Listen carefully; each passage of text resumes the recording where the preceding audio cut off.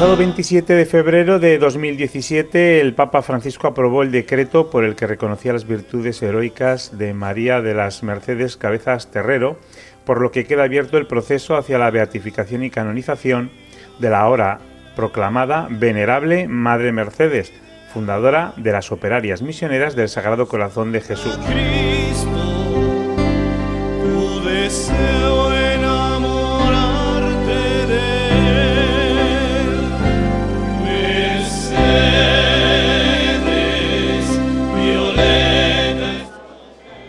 Santander ha celebrado con alegría este acontecimiento, pues es aquí donde comenzó su singladura y su carisma como operaria misionera. Es una alegría muy grande hoy porque en este proceso de beatificación y canonización Madre Mercedes Cabezas ha dado un paso importante. El Papa Francisco ha reconocido sus virtudes heroicas y por lo tanto a partir de ahora es venerable. Deja de ser sierva de Dios para alcanzar este otro grado en ese camino hacia la santidad.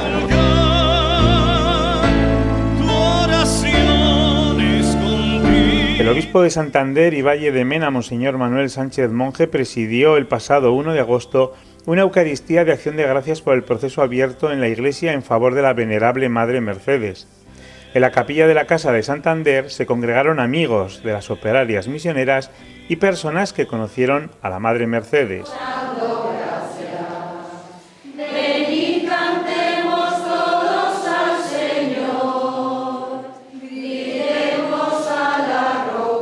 María de las Mercedes Cabezas Terrero nace en diciembre de 1911 en San Cristóbal de la Cuesta, provincia de Salamanca.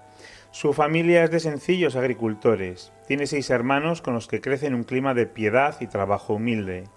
A los 14 años padece una grave enfermedad desconocida que la hace sufrir intensamente y ante la ineficacia de los tratamientos y operaciones se la da por desahuciada.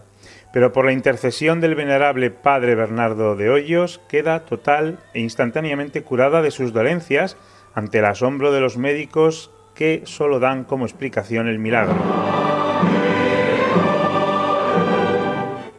María de las Mercedes reanuda su vida dedicada a las obras de piedad y al apostolado entre los más cercanos, sobre todo niños y marginados víctimas de la guerra civil. A partir de los años 40 se siente más decidida a consagrarse a Dios en la vida religiosa, pero quizás desde una congregación propia. Y en el año 48 viaja a Santander, donde Monseñor José Eguino y Trecu aprueba el grupo Pía Unión de las Operarias, dedicándose sobre todo al cuidado de los enfermos y la educación de los niños en la capital cántabra.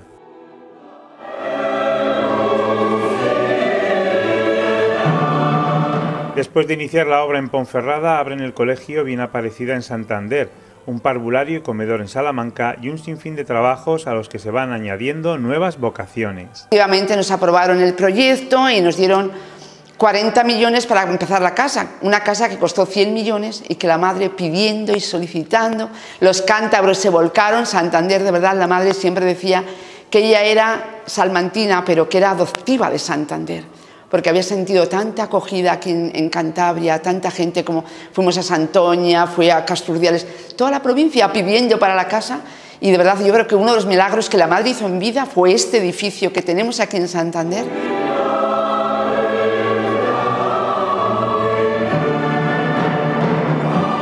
Pero no es hasta 1984 cuando Monseñor don Juan Antonio del Val aprueba las constituciones del Instituto Religioso de Derecho Diocesano. En 1990, las ya constituidas Operarias Misioneras del Sagrado Corazón de Jesús inician la obra en la República Dominicana. Que necesitaban monjas ahí en su parroquia, en República Dominicana, en el sur, en Azua. Y bueno, pues empezamos todas un poco a encandilarnos. Y la madre me mandó a mí con la que era entonces primera consejera de ella, con María Villalón, a ver un poquito el campo de República Dominicana. Y el día 13 de diciembre de 1990 volamos hacia República Dominicana con muchas ilusiones, o sea, con las maletas vacías, pero con muchas ilusiones. Estamos a República Dominicana. Bueno, primero nos decía, hijitas, vayan con la fe puesta en Dios. Pasaremos antes hambre en España que a ustedes les falte nada. Cualquier cosa pídanmelo que para allá va. Tu vida, silencio. Allá fuimos a ayudar primero a los jesuitas, como les decía, en una parroquia donde tenían mucho trabajo, pero no tenían religiosas. Nosotros nos bajábamos a los barrios más pobres todavía de allá. Y entonces me encandiló mucho, bueno, ver a los niños pues desnudos, con sus barriguitas llenas de parásitos y tal. Entonces yo ya estaba como un poco inquieta y yo le empecé a decir, no, es que no nos podemos quedar en la parroquia toda la vida. Seguir ayudando en la parroquia, pero tenemos que hacer algo. Entonces se me ocurrió escribir a Manos Unidas aquí en España, hacer un proyecto, diciéndole que queríamos hacer un centro para acoger a todos los niños que estaban en la calle, todos los niños desnutridos, que estaban muriendo muchos niños con diarreas, con gastroenteritis. Gracias también a la gente de Santander, tengo muchos niños, porque claro, Manos Unidas te daba el dinero para hacer el edificio, pero ¿cómo te vas a mantener? Se nos ocurrió, bueno, pues apadrinando niños, apadrinamientos. Entonces con gente de Santander que conocían mucho a la madre, que han conocido nuestra obra. Yo te padrino uno, yo dos, yo tal.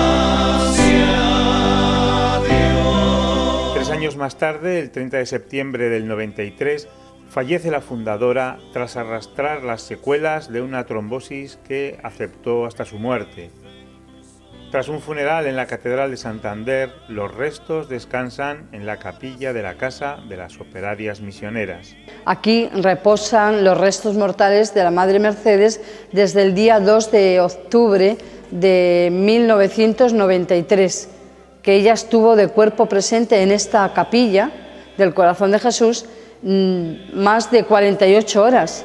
Se la enterró aproximadamente a la 1:15 por ahí vinimos de la catedral, porque el funeral fue en la catedral, y vinimos ya a darle sepultura. También os quiero comentar algo sobre este cartel que tenemos expuesto, que son frases de la Madre Mercedes. Ella era muy amante del tomillo porque es una hierba aromática. Quiero ser el tomillo de tu jardín, que esté florido, Jesús. Rígalo para que conserve su verdor y dé un olor muy subido. Y eso fue su vida, me atrevería a deciros que eso fue su vida. El olor, el perfume que ha dejado. Por eso hoy muchos santanderinos, cántabros y las hijas, cómo no, pues hablamos como hablamos, porque ha dejado tal perfume que no podemos decir otra cosa. ¿Y cómo era la Madre Mercedes?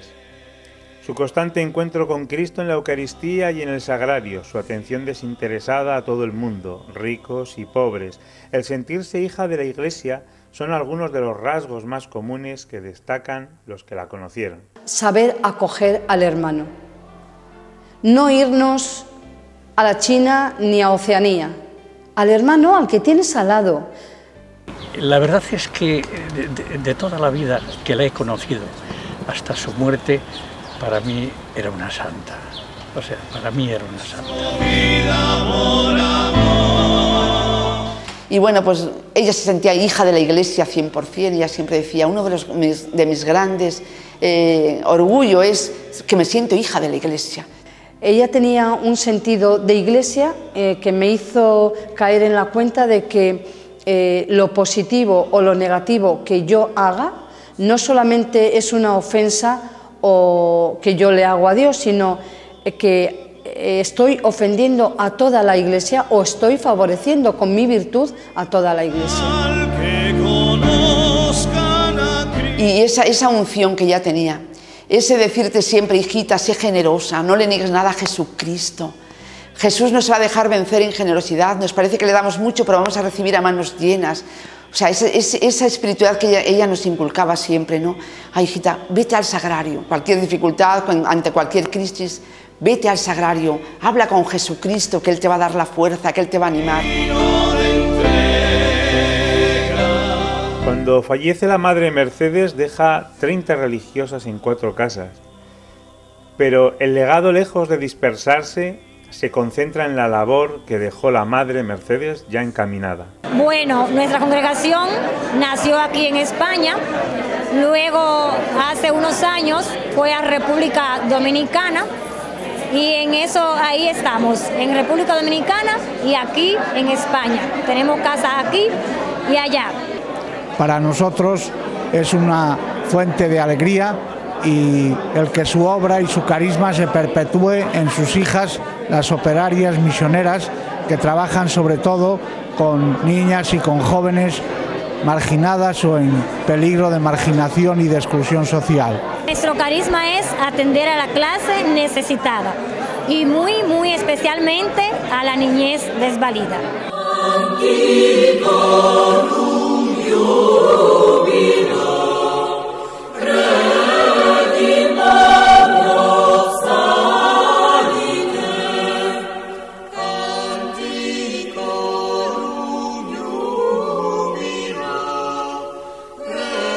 Por todo esto celebramos y hemos dado gracias a Dios en la Eucaristía por haber podido conocer a la Madre Mercedes y tener entre nosotros a las operarias misioneras, y por el camino abierto hacia la beatificación y canonización una vez que el Papa Francisco aprobara las virtudes heroicas de la Madre y la proclamase venerable.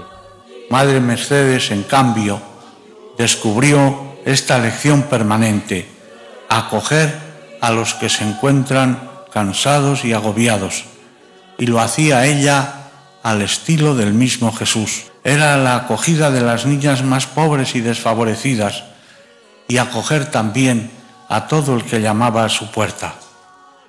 Ella buscó una respuesta que fuera la raíz, y vio que esta respuesta era educar también a esas niñas, cultivando la inteligencia y el corazón. En la Madre Mercedes muchos encontraron cobijo, ternura, calor y alegría, el descanso del que habla Jesús en el Evangelio. Madre Mercedes, en medio de las situaciones complicadas, se retiraba a la capilla y ante el sagrario recuperaba rápidamente la calma y la serenidad profunda.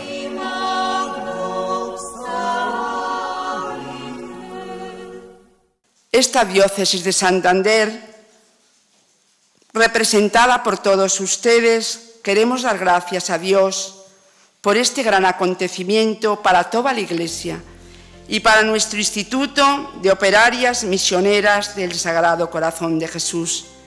De nuestro corazón brota: gracias, gracias, gracias. Queremos finalizar este programa de agradecimiento y recuerdo a la recién proclamada venerable Madre Mercedes Cabezas Terrero, recordando la anécdota del timbre, para ver de qué forma vivía la presencia de Cristo en los demás. Por el amor de Dios, cuando oigamos el timbre, pensemos que es Jesucristo quien está llamando a la puerta, a nuestra puerta. Salgamos a recibirle. Sea una persona de bien, arreglada, que seguro que la atenderemos con mucho gusto. Si es un harapiento, seguro que no, que le miramos, no tenemos nada. No, hijitas, detrás de ese rostro de harapiento o de pobre o de rico se esconde el rostro del mismo Jesucristo. Tu vida, silencio, camino de entrega.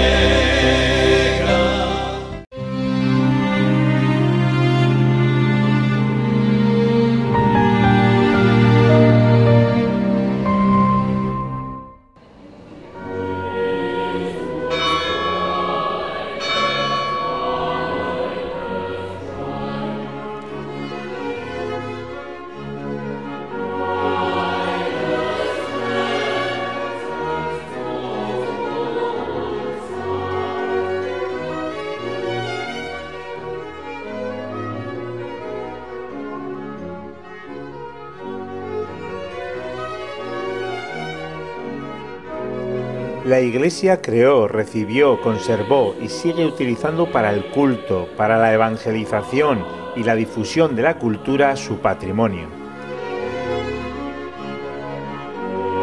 Buenos días, desde la Catedral, mi nombre es Fernando y soy el guía de la Catedral para explicarles este conjunto monumental que vamos a ver. En primer lugar, el objetivo más importante es que ustedes entiendan que este patrimonio está estrechamente vinculado a la historia de la propia ciudad de Santander y como tal, los acontecimientos que ocurran en Santander afectarán directamente a su conjunto monumental y por supuesto a su catedral.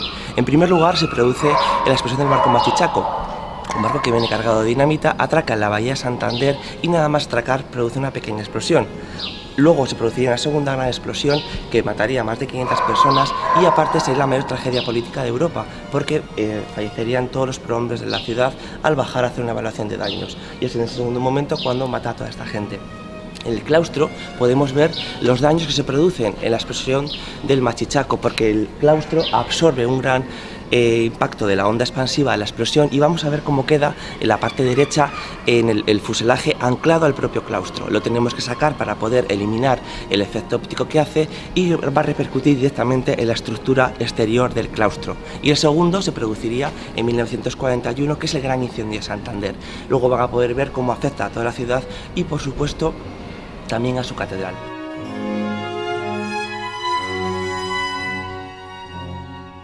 Aquí nos encontramos ante la puerta de acceso a la catedral. Aunque esta no es la puerta oficial que se construyó para dar acceso a la catedral, dado que esta se vino abajo después del incendio del 41, se va a aprovechar después esta. Ya fuese por criterios económicos o de tiempo, deciden aprovechar esta puerta para dar acceso desde el claustro a la catedral. Vamos a ver en la parte más exterior, la que sustenta la bóveda de medio punto, que es la construcción originaria, la del siglo XIII. Posteriormente construyen una puerta mucho más adintelada, mucho más rectangular, donde van a colocar en el dintel a la Asunción, a quien, como ya recordarán, está dedicada a la catedral, acompañada por el escudo de Santander a su izquierda con San Emeterio y San Celedonio, y a la derecha por el escudo de Castilla y León.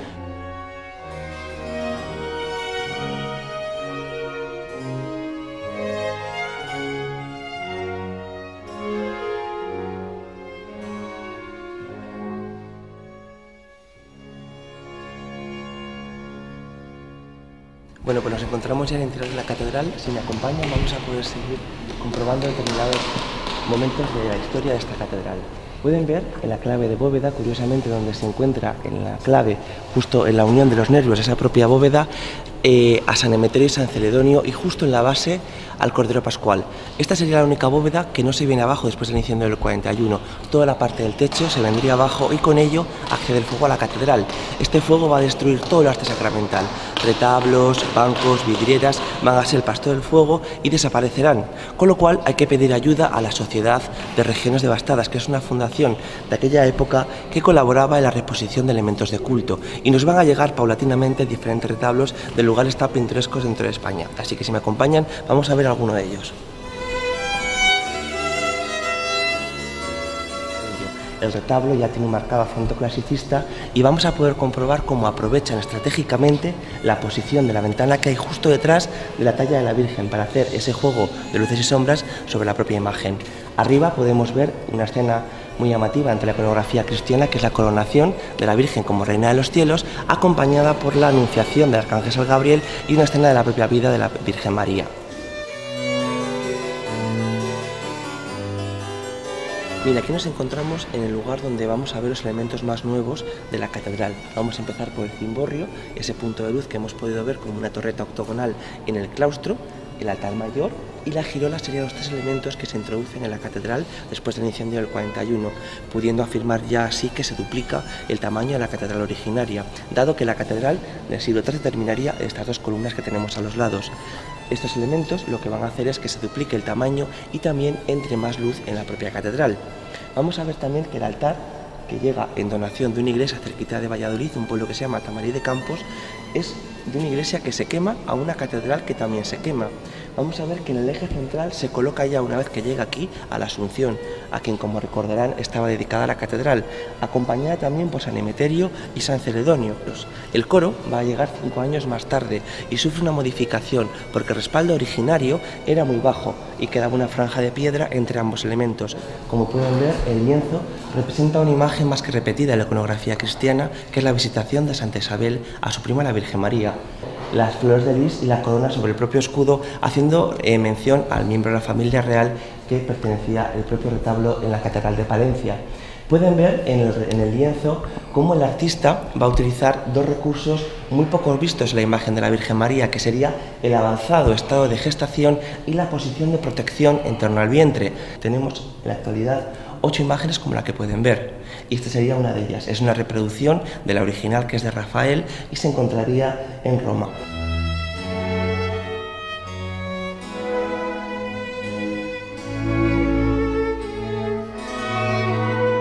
Bueno, aquí nos encontramos ante el retablo de la patrona de Cantabria, la Bien Aparecida, acompañada a la izquierda por San Roque, a la derecha San Francisco y justo encima San Ignacio de Loyola. Bien, aquí nos encontramos ante un retablo que, a diferencia del resto de retablos que hemos podido ver hasta ahora, llegaron en donación de diferentes lugares o templos de España. Este va a llegar o va a ser costeado por una familia de Santander, la familia de Cos, la que costearía el retablo completo.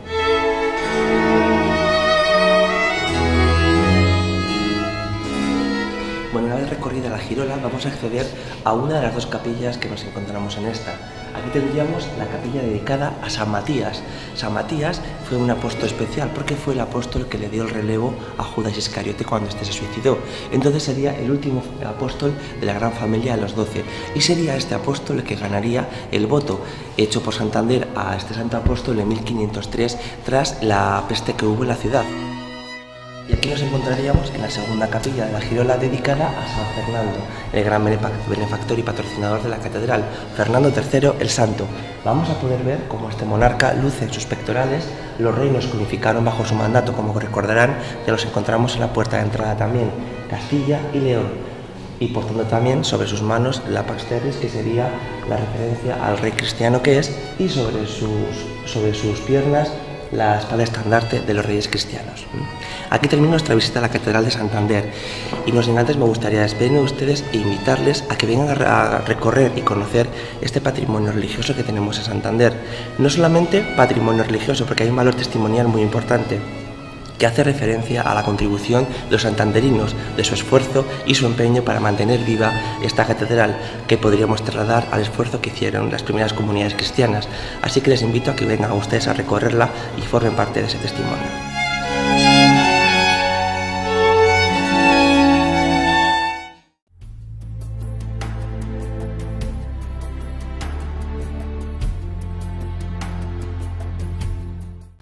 Queridos hermanos y hermanas, hoy reflexionamos sobre el perdón como motor de nuestra esperanza.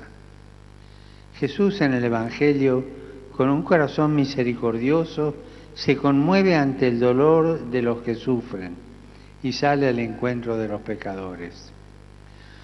La cercanía del Señor hacia los descartados, especialmente hacia los pecadores, recibió las críticas de sus coetáneos, que lo tacharon de blasfemo por arrogarse el poder de perdonar pecados. Ante esta incomprensión, el Hijo de Dios murió en la cruz para perdonar nuestras faltas y para que podamos ser auténticamente libres. La Iglesia no se formó por hombres intachables, sino por personas que pudieron experimentar el perdón de Dios. Pedro aprendió más de sí mismo cuando cayó en la cuenta al cantar el gallo de lo que había renegado a su maestro, que cuando se mostraba superior a los demás con sus ímpetus y formas espontáneas.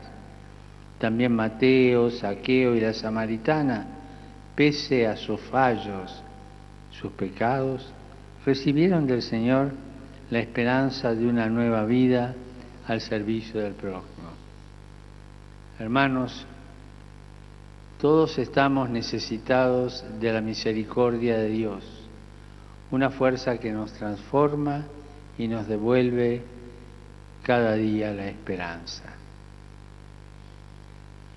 Saludo cordialmente a los peregrinos de lengua española, en particular los grupos provenientes de España y Latinoamérica.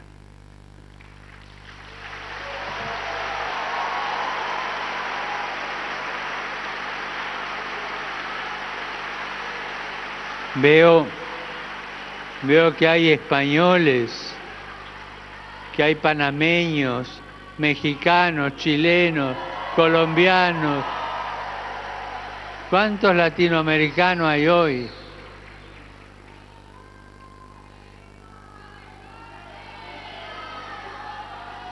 Los exhorto a ser testigos de ese amor en medio de los hermanos y anunciadores de la misericordia que el Señor no niega a nadie.